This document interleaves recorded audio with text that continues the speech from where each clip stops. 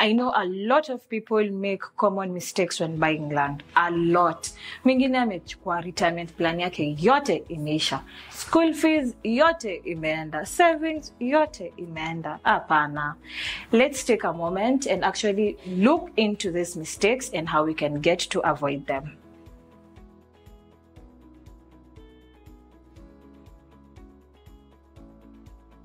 Top of the table, site visit. Watu wanakosa kwenda site visit. Unapata mtu amenunua tu shamba fwa, hujatuma mtu, tuma hata sister, tuma hata brother, at least mtu aone penye shamba iko. Usikose site visit. It's a very common mistake. Our second common mistake, kukosa kufanya search. Legal search.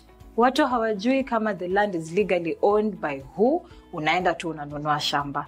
That is not good. Please do your search, due diligence.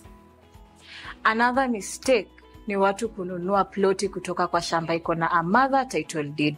Mother title deed, mtu anapata shamba imegawanyishwa kwa maploti but iko na title deed moja. Meaning ukinunua ploti yako, kama we ni number 10, utangoja number 1 alipe, number 2, number 10, of which ita take years. Ati take years ndio wewe upate title deed? Hapana. Let me introduce you to one of our experts. Awaeleze how we can avoid these mistakes.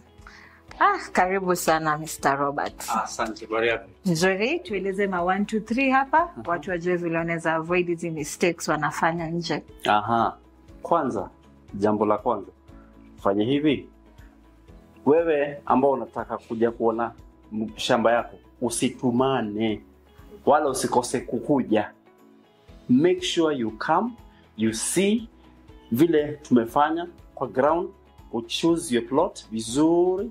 From there, ya pili, chukua that, make sure that the mother title, hakuna mother title. Shamba yote imedividiwa, iko na single title. So that when you choose kama ni plot number 1 ama number 3, number 4, ukitaka plot 3, take the 3 titles and ufanye search.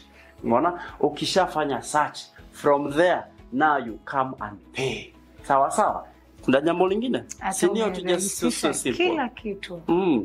Karibuni Faraja. If you want to contact us, 0705 525252. Thank you.